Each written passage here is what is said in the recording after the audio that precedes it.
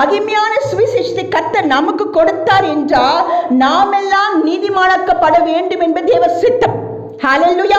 அப்ப நாமெல்லாம் நீதிமான்கள் என்றால் இயேசு கிறிஸ்துவின் ரத்தத்தினால் புதிய ஏற்பாட்டிலே நாமெல்லாம் நீதிமானாக்கப்பட்டிருக்கிறோம். ஆமென்.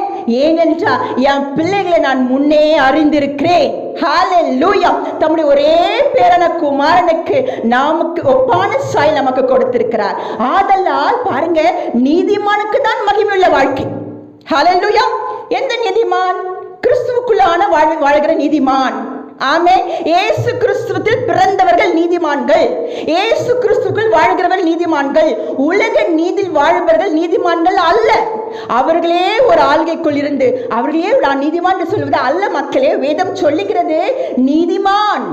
ஆமென். பாருங்க, யோபை குறித்து கர்த்தர் உங்களோட பேச போகிறார். அவன் சன்மார்க்கனும் தேவனுக்கு பயந்தும் பொல்லாப்புக்கு விலகுமான யோபை போல் ஒருவனும் இல்லை. ஆனா ஏன் தேவன் யோபை சோதித்தார்? ஹல்லேலூயா. முன் அறிந்தவர், முன் குறித்தவர், அழைத்தவர், நீதிமானாக்க வேண்டும் தேவ சமூகம். அப்ப யோபு நீதிமானாக வேண்டும் என்றால் அவனுக்கு சில சோதனைகள் புடமிடுதல் வேண்டும். ஆமென். அங்க யோபின் காலத்திலே உலக மக்களோட அவன் நல்ல வாழ்ந்து, அதாவது மக்களுக்கு சாட்சி பெற்றுக் கொண்டான். ஆனால் அவன் நீதிமான் என்று தன் தேவன் ஜனங்களுக்கும் உலகத்திற்கும் அநேக சாட்சியாக விளங்கும்படி தேவன் யோபை சோதித்தார்.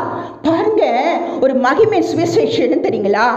என் மகன் நீதிமானா இருக்கிறான். நன்று. அப்ப நீதிமான் என்றால் என்ன தெரியுமா? ஆண்டவரே, உமக்கு பிரியமானதை செய்ய எனக்கு கற்றுக் கொடுங்கப்பா. ஆனா இந்த யோபு ஒரு காரியத்திலே தவறுகிறார். வேதம் சொல்லுகிறது, யோபு அவன் ஒவ்வொரு நாளும் நான் தேவனை தூஷிப்பேன், நானும் என் பிள்ளைகளும் தேவனை தூஷிப்பேன், பிள்ளைகள் குறித்து கவலைப்பட்டு கொண்டே இருந்தான். நானும் என் குடும்பம் எப்படி வாழுவோம், தேவனுக்காக உண்மையா இருக்க முடியுமா என்று சொல்லி தூஷித்து விடுவோம் என்று சொல்லி அவன் பிள்ளைகளை குறித்து அதிகமாய் கவலைப்பட்டு கொண்டிருந்தான். ஒவ்வொரு நாளும் பரிசுத்துக் கொண்டு. ஆனால் ஒரு நாளும் தேவனே, உமக்கு பிரியமாய் நான் எப்படி வாழ வேண்டும்? அவனுக்கு ஒரு சத்தியம் தெரியுங்க, பாவம் இல்லாமல் வாழணும். ஆனா தேவனுக்குள்ளான ஒரு நீதிமான் வாழ்க்கை என்ன? இந்த உலகம் என்ன இருந்தாலும் பொக்கிஷங்கள் எல்லா ஆசீர்வாதம் இருந்தாலும் தேவனுக்காக வாழும் என்று அவனுக்கு அந்த அறிவு இல்லாத பட்சத்தில் அதனால்தான் சாத்த என்டர் கொடுக்கிறான். பாருங்க. ஹல்லேலூயா. நான் இந்த வேதத்தை வாசிக்கும் ஆண்டவர் எவ்வளவு தைரியமா ஆண்டவர் உமக்கு முன்பாக சாத்தான் இருக்கிறான் என்று ஆண்டவர் சொல்ல, ஒரு தேவ தூதருக்கு முன்பாக உமக்கு முன்பாக சாத்தான் எப்படி பண்ணிக்க முடியும்? ஆண்டவர் சொல்கிறார், சாத்தான் நிக்கிறது வழியை வகித்து கொடுத்தது யார் தெரியுமா? யோபுதான் என்று சொன்னார். அவன்கிட்ட இருக்கிற கொஞ்சம் குறைபாடுங்க. ஹல்லேலூயா.